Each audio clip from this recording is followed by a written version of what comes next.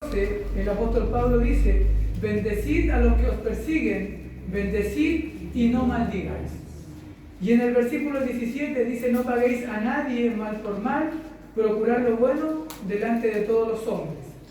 Entonces, hermanos, el apóstol Pablo ya ha tocado este tema, pero ahora nuevamente viene con todo.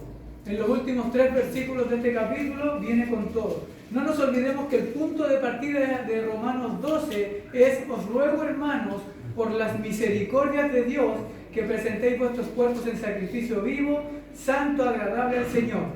Entonces, os ruego por las misericordias de Dios que no os venguéis los unos con los otros. Por eso es que Pablo ruega. Ese es el punto de partida, o eso es lo que Pablo pone por delante de nosotros para que nos motivemos a vivir de esta forma. Hay una serie de exhortaciones en Romanos 12. ¿Se acuerdan cuando hablábamos de la humildad? Cuando el apóstol Pablo nos decía que no debemos, creernos superiores a los demás. También hablábamos del cuerpo de Cristo, que somos muchos miembros, pero al final de cuentas somos un cuerpo y todos miembros los unos con los otros. Entonces en este capítulo hay bastante enseñanza, pero el punto de partida es ese. Para poder cumplir nosotros esas enseñanzas en nuestra vida práctica, el apóstol Pablo pone por delante las misericordias de Dios, que son descritas desde el capítulo 1 hasta el capítulo 11. Ahí muestra el apóstol Pablo lo que Dios hizo por nosotros por medio de nuestro Señor Jesucristo y la obra que Él hizo. Entonces, a través de eso, el apóstol Pablo se toma de eso y nos pone por delante esa obra. Y dice que a través de esa obra nos ruega por eso, de que nosotros vivamos de esta forma. Entonces, vayamos al versículo 19, vamos a darle lectura del versículo 19 al 21 de Romanos 12. Vamos a tratar de cubrir estos 3 versículos hoy. Dice la palabra del Señor, versículo 19, Romanos 12: no os venguéis vosotros mismos, amados míos, sino dejad lugar a la ira de Dios. Porque escrito está: mía es la venganza, yo pagaré, dice el Señor.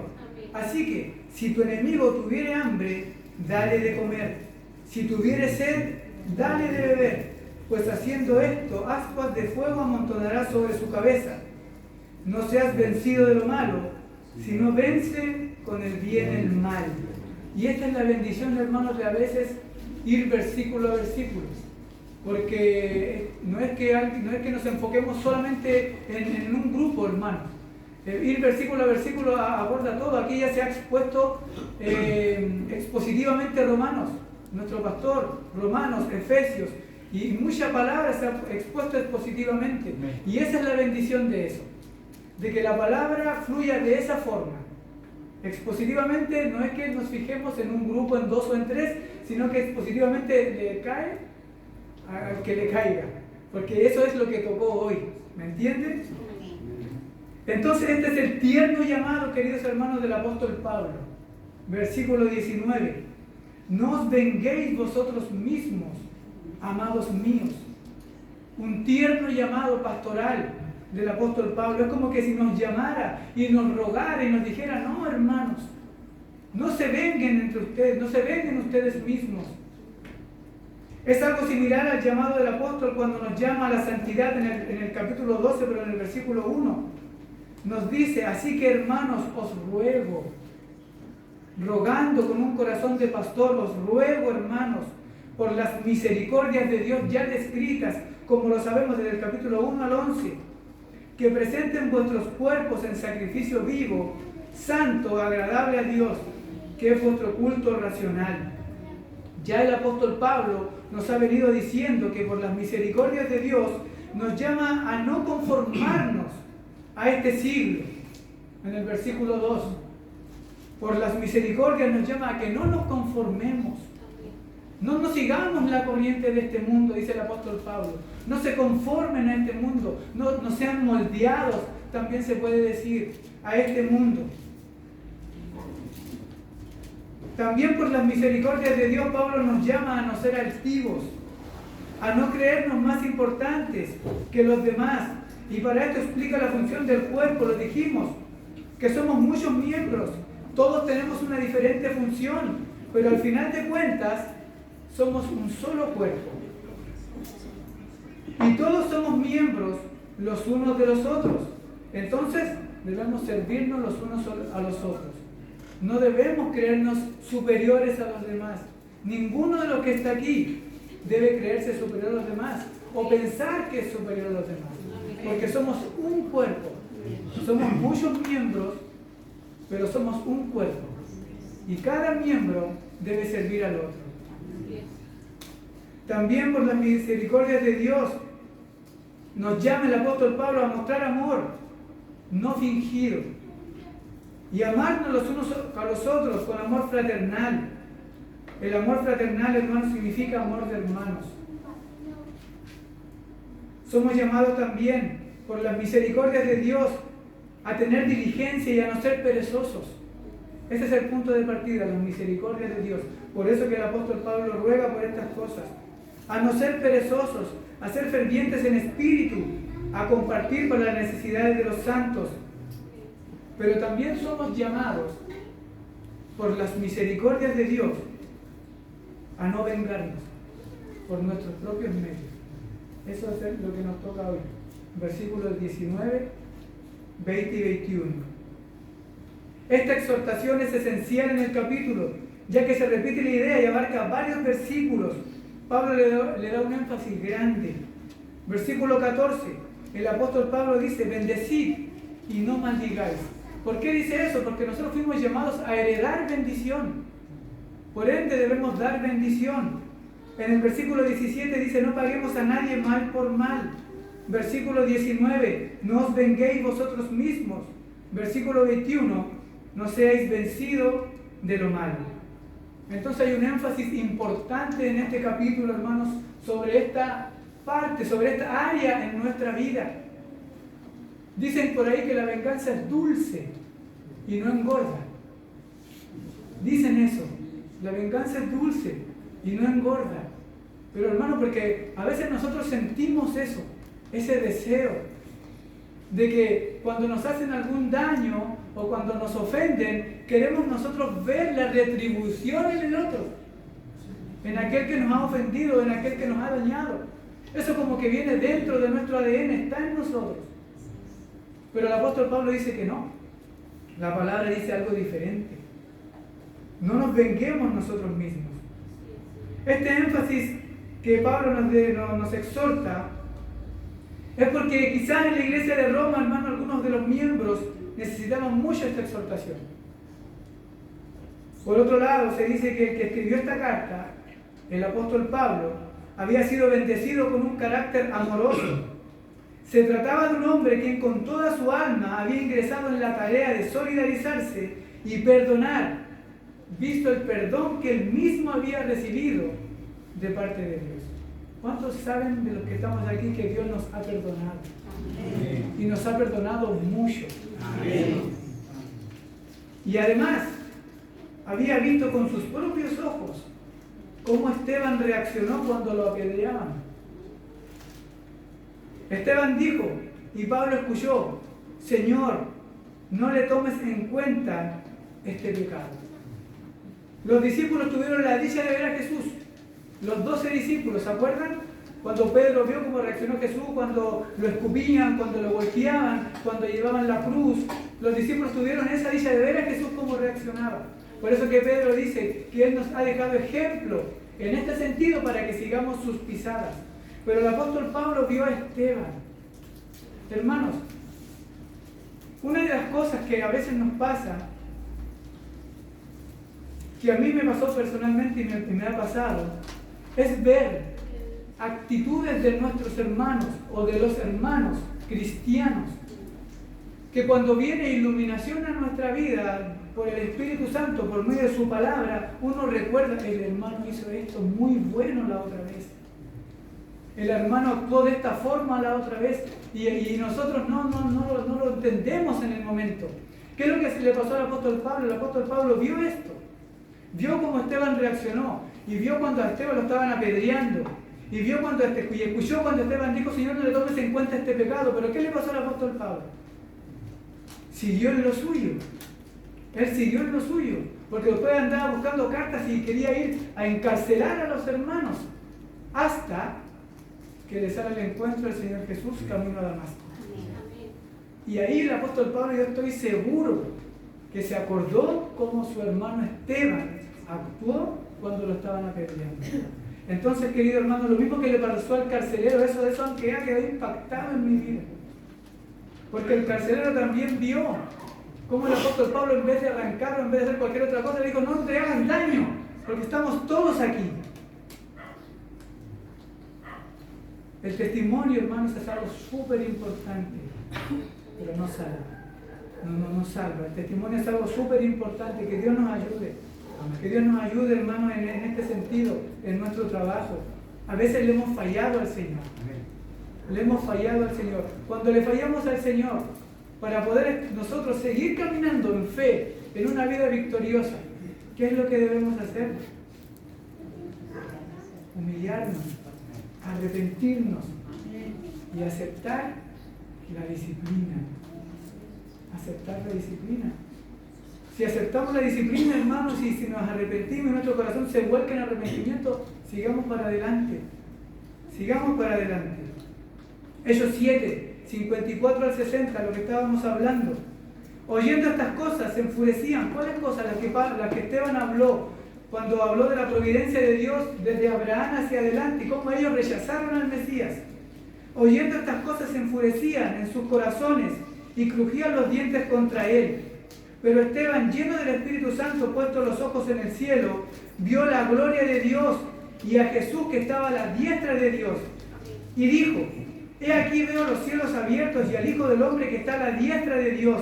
Entonces ellos, dando grandes voces, se tapaban los oídos y arremetieron contra él, y echándole fuera de la ciudad le apedrearon. Y los testigos pusieron sus ropas a los pies de un joven llamado Saulo.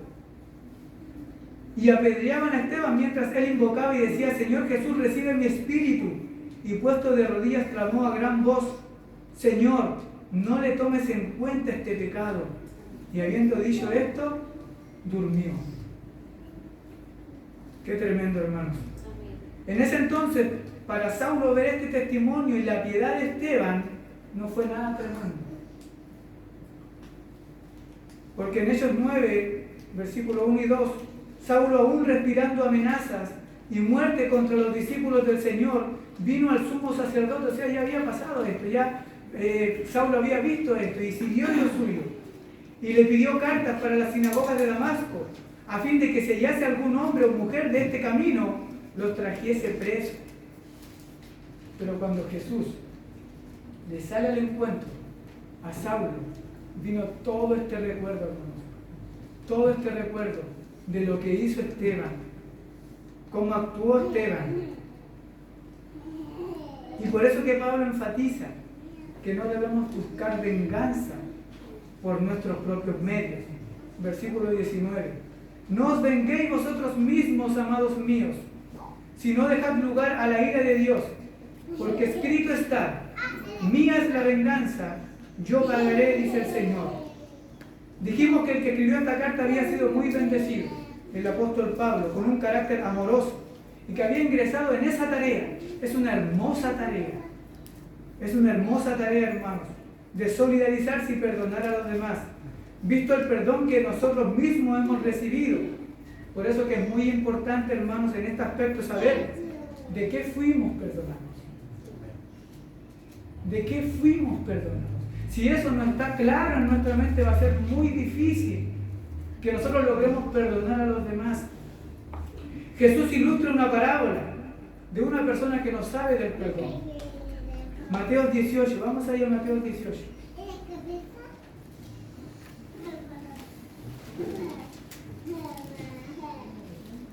Jesús ilustra una parábola de una persona que no sabe del perdón. Mateo 18, 23 a 35. Por lo cual el reino de los cielos es semejante a un rey que quiso hacer cuentas con sus siervos. Y comenzando a hacer cuentas, le fue presentado uno que le debía 10.000 talentos. 10.000 talentos, hermanos, es una suma imposible de pagar.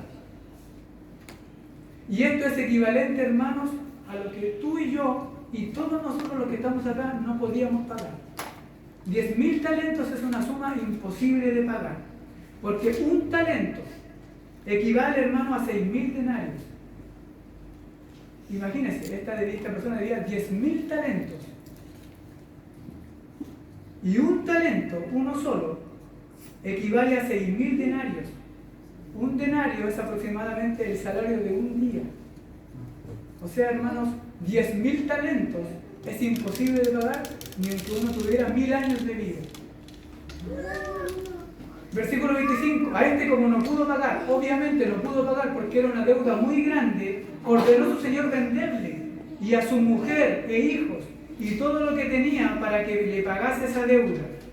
Entonces aquel siervo postrado le suplicaba diciendo: Señor, ten paciencia conmigo y yo te lo pagaré todo. El señor de aquel siervo, movido a misericordia, le soltó y le perdonó la deuda. Pero saliendo aquel siervo, halló a uno de sus consiervos que le debía 100 denarios. Un denario, aproximadamente el trabajo de un día, 100 denarios aproximadamente entre 3 a 4 meses, dejémoslo así. 3 a 4 meses, una cantidad que se podía pagar.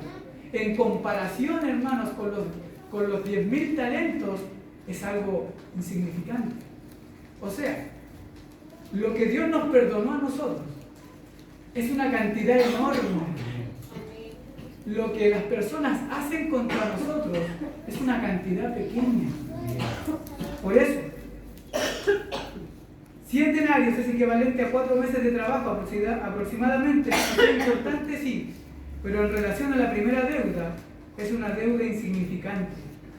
¿Qué es lo que hacía esta persona? Le ahogaba diciendo: págame lo que me debes. Al que le habían perdonado 10.000 talentos, págame lo que me debes, le decía.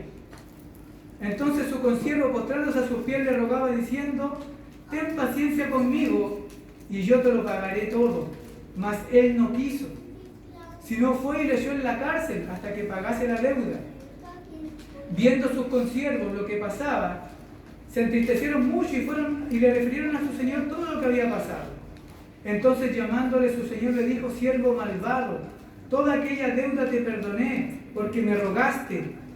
¿No debías tú también tener misericordia de tu consiervo, como yo tuve misericordia de ti? Entonces su señor, enojado, le entregó a los verdugos hasta que pagase todo lo que debía. Así también mi Padre Celestial hará con vosotros, si no perdonáis de todo corazón, cada uno a su hermano, sus ofensas. Amén. El apóstol Pablo, después de decir estas cosas, dijo: no os venguéis vosotros mismos, amados míos, sino dad lugar a la ira de Dios. ¿Qué le quiere decir Pablo a sus lectores y a nosotros? Básicamente, es que no debemos jugar a ser Dios. Eso es básicamente dar lugar a la ira de Dios. No debemos jugar a ser Dios, porque eso le corresponde a Él. ¿Es una prerrogativa divina o es algo que solo lo identifica a Él? No a nosotros. A nosotros no nos corresponde tomar el lugar de Dios.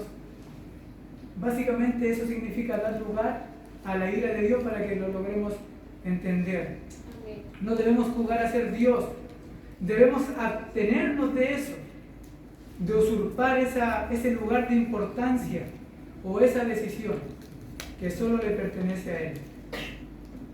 Porque escrito está: mía es la venganza, yo pagaré, dice el Señor. Entonces eso es lo que dice el Señor. De Él es la venganza. Él va a pagar, no nosotros. Pero ¿qué es lo que pasa? Que a veces nosotros le queremos decir al Señor: no, Señor, no te preocupes del hermano Claudio, yo me encargo de él. Yo me encargo del hermano Claudio y del hermano Álvaro. Yo me encargo de él, del Benito. Yo me encargo de ellos, Señor, no se preocupe usted. Deuteronomio 32-35, ¿qué dice?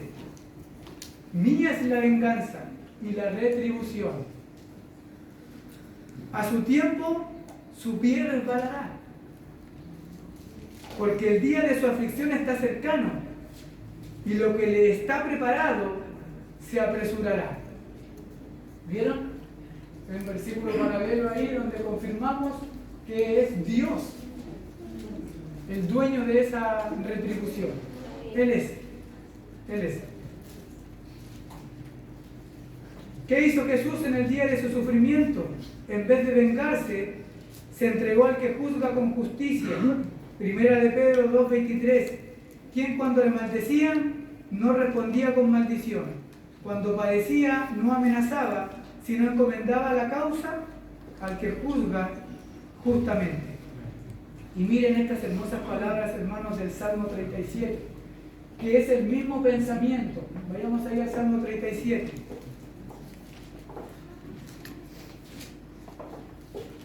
Tengamos lo que estamos hablando en mente para poder leer este capítulo. Salmo 37. Son varios versículos.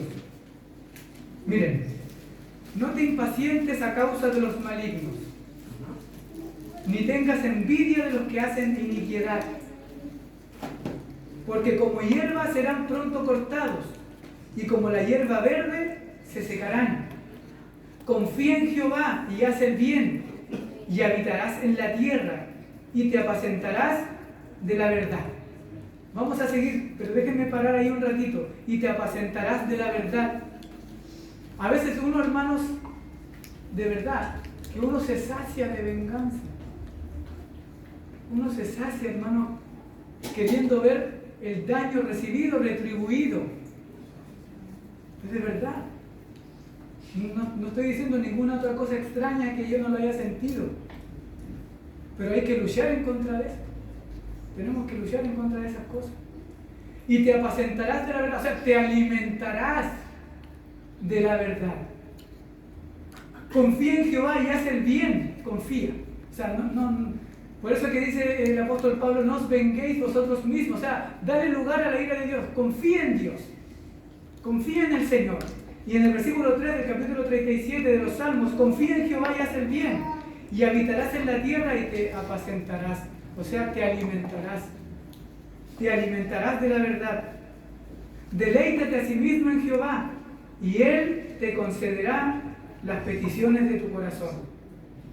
Encomienda a Jehová tu camino, y confía en Él, y Él hará. Exhibirá tu justicia como la luz, y tu derecho como el mediodía. Tenemos la conexión con lo que estamos hablando, ¿cierto?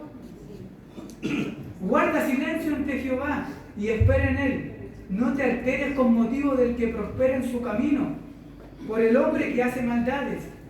Deja la ira, desecha el enojo.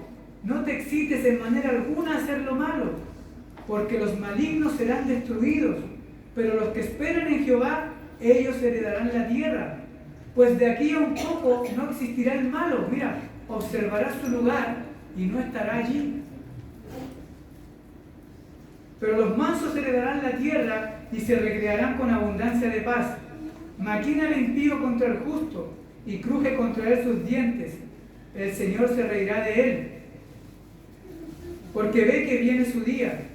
Los impíos desenvainan espada y entesan su arco para derribar al pobre y al menesteroso, para matar a los rectos de proceder. Su espada entrará en su mismo corazón y su arco será quebrado. Mejor es lo poco del justo que las riquezas de muchos pecadores, porque los brazos de los impíos serán quebrados, mas el que sostiene a los justos es Jehová. Pero es un área muy difícil para el cristiano, donde necesitamos total dependencia del Espíritu Santo, total dependencia de la gracia del Señor. Con el puro conocimiento y con el puro esfuerzo humano no lo vamos a lograr. Necesitamos completa dependencia en esta área del Espíritu Santo y de la gracia del Señor. No debiéramos estar felices a la luz de este hecho, hermanos, que nuestro Señor Jesucristo y su sufrimiento vicario quitó la ira de Dios de nosotros. ¿No debiéramos nosotros estar felices de no tomar venganza? Esa debería ser nuestra felicidad. No tomar la venganza. ¿Cuál es nuestro deber cuando somos tratados injustamente? ¿Será que debiéramos pedirle al Señor que derrame toda su ira hacia esas personas?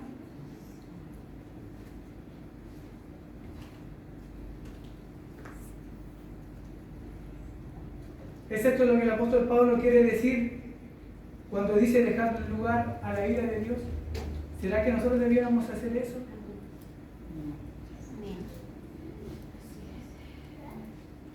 Lo que Pablo quiere decir es que dejemos toda noción de justicia en las manos del Señor. Toda noción de justicia, todo en las manos del Señor. Y nosotros orar. Nosotros orar. Para que Dios nos conceda, para que Dios les conceda arrepentimiento a esas personas. Como un día nosotros también fuimos alcanzados.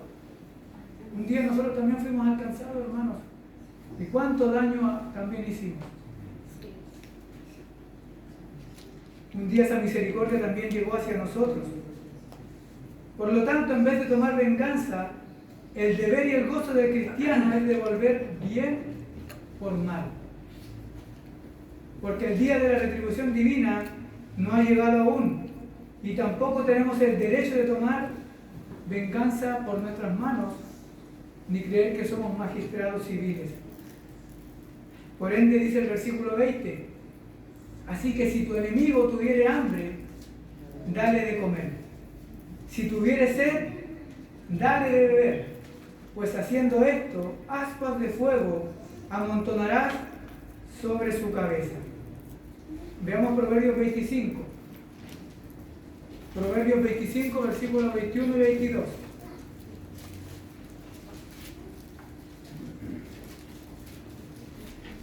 Proverbios 25, 21 y 22 dice, si el que te aborrece tuviere hambre, dale de comer. Si tuviere sed, dale de beber agua. Porque ascuas amontonarás sobre su cabeza y Jehová te la pagará. Esta es la forma que Dios acepta. Cómo debemos actuar nosotros cuando nos tratan mal. Esta es la forma aceptada por Dios. Si la persona que nos ha dañado tiene hambre, debemos darle de comer. Y si tiene sed, debemos darle de beber. Ahora la pregunta que nos nace inmediatamente, ¿por qué Dios pide eso de nosotros? ¿Por qué nos pide algo así el Señor a nosotros? ¿Cuál es el objetivo? ¿Cuál es el objetivo de esto? Ciertamente es un buen objetivo. Porque toda la palabra del Señor es buena, es perfecta. Es como plata. Es como plata metida en un horno 7 veces. Entonces, ciertamente, aunque eso sea difícil, un objetivo bueno tiene. Algo bueno sacamos de eso, aunque nos cueste a nosotros. ¿Cuál es el objetivo? Romanos 12:2. No os conforméis a este siglo, sino transformaos por medio de la renovación de vuestro entendimiento, para que comprobéis cuál sea la voluntad de Dios, agradable y perfecta. Entonces Dios pide que le demos de comer y beber a nuestro enemigo, porque ascuas de fuego amontonaremos sobre su cabeza. ¿Qué significa eso? Que si tú le devuelves a tu adversario con un bien, él se avergonzará de su propio actuar. Eso es básicamente. No es nada del otro mundo. Él se avergonzará de su propio actuar y pueda que venga el arrepentimiento.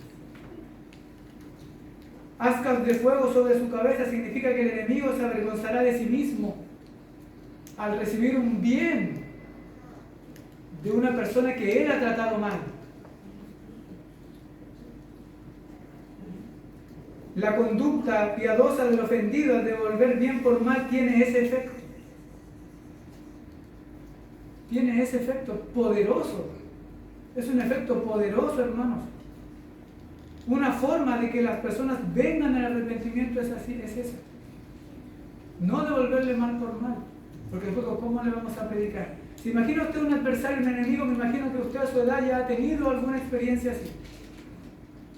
Yo he tenido bastantes. En el trabajo, jugando fútbol, lo que sea, en nuestras actividades diarias rutinarias. Hemos tenido muchas experiencias como esas. Y hemos actuado bien o hemos actuado mal. Primera de Pedro 2. Primera de Pedro capítulo 2, versículo del 11 al 15. ¿Qué dice? Amados, yo os ruego como a extranjeros y peregrinos que os abstengáis de los deseos carnales que batallan en contra del alma. Os ruego como a extranjeros y peregrinos. Sabemos que nuestra ciudadanía no es esta. Nuestra ciudadanía está en los cielos. Por eso que el apóstol Pedro ruega de esta forma: que mantengan vuestra buena manera de vivir entre los gentiles, para que en lo que murmuran de vosotros como de malhechores, glorifiquen a Dios en el día de la visitación, al considerar vuestras buenas obras.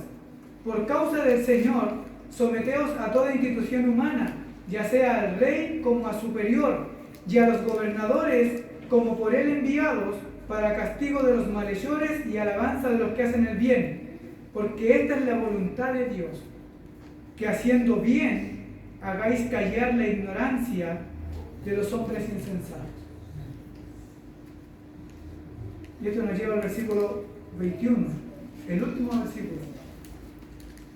No seáis vencidos de lo malo, sino vence con el bien el mal. Ser vencido de lo malo significa dos cosas: que cuando alguien nos trata mal, o cuando alguien nos humilla o nos ofende, nosotros quedemos hundidos y quedemos desparramados en el piso. No debe ser así. Nosotros no debemos esperar que todas las personas nos hagan bien. En algún momento alguien nos va a hacer mal. Y por eso no debemos quedar hundidos. No debemos ser vencidos por lo malo. Otra forma de ser vencido por el mal es que una vez recibida la ofensa, esa ofensa nos haga planificar devolver mal por mal. Ahí ya fuimos vencidos nuevamente por el mal. Una de las cosas que nos vence es que quedemos hundidos, y otra de las cosas que nos vence es que cuando alguien nos ofende, ya voy a planificar en mi mente cómo se la devuelvo. Ya nos venció el mal. Vencer el mal con el bien, ¿qué significa? Seguir viviendo una vida de fe en Dios y de amor por Él y por todos. Eso significa, hermano, vencer el bien, vencer el mal con el bien. Seguir viviendo una vida de fe, o sea, una vida de confianza. Esta no es una fe salvífica, es una confianza en Dios. Seguir viviendo una vida de fe, una vida de confianza en Dios, que Él va a juzgar, o que Él va a retribuir, no nosotros. Y de amor por Él y por todos, sin excluir a las personas que nos hieren. Esta clase de vida marcada por la transformación a la imagen de Cristo. Para llegar a esto, hay cosas que son muy necesarias, como por ejemplo la humildad. Romanos 12:13. Digo pues, por la gracia que me es dada, a cada cual que está entre vosotros, que no tenga más alto concepto de sí que el que debe tener, sino que piense de sí con cordura, conforme a la medida de fe que Dios repartió a cada uno. Nadie se crea más que el otro. Nadie se crea superior al otro, nadie se crea mejor al otro, y nadie se crea que esto que estamos haciendo aquí sin Él no funciona. Romanos 12:16. Unánimes entre vosotros, no altivos, sino asociándonos con los humildes, no seáis sabios en su propia opinión. Esta es la vida victoriosa en Cristo Jesús, pero la victoria no puede obtenerse por el esfuerzo humano o el vano conocimiento intelectual. Esta victoria de la que estamos hablando ahora no puede obtenerse por el vano conocimiento, por mucho conocimiento que tengamos o por mucho esfuerzo que le pongamos. No se puede lograr. Entonces, ¿cómo lo logramos? ¿Cómo se logra? Por la fe. Confianza en Dios. Esta victoria le es otorgada a aquellos que, siendo justificados por la fe, en base al sacrificio de Cristo, derivan todo su poder del Espíritu Santo que mora en nosotros. Solo en dependencia del Espíritu Santo y por la gracia de Dios podremos darle de comer y de beber a nuestros enemigos. Por ningún otro lado más, por ningún otro camino más y en base a ningún otro apoyo más. Termino con un ejemplo de vida. Me imagino que aquí alguien lo ha escuchado o lo conoce. Un pastor había salido de la congregación bajo una sospecha, pero aún contaba con cierta popularidad en un sector de la congregación. Fue así que al llegar su sucesor, es decir, el otro pastor que lo iba a reemplazar, uno de los miembros que quería al otro pastor se acercó y le dijo en la cara: yo no lo reconozco a usted como mi pastor. El pastor que recibió estas palabras recibió también la gracia y el poder para mantenerse en calma. Más tarde, cuando la enfermedad hizo una incursión en el hogar del miembro descontento, o sea, se enfermó el miembro que estaba descontento con el pastor que había salido y con el pastor que había entrado, había llegado una enfermedad, hizo una incursión en el hogar, el pastor hizo un esfuerzo especial por cumplir allí sus labores pastorales y estuvo en su hogar, orando, visitando y fortaleciendo a la familia. ¿Cuál creen ustedes que fue el resultado de esta actitud del pastor? Llegó el día en que el miembro descontento dijo plena y gozosamente: ahora le reconozco como mi pastor. Que el Señor nos bendiga. Padre, te damos gracias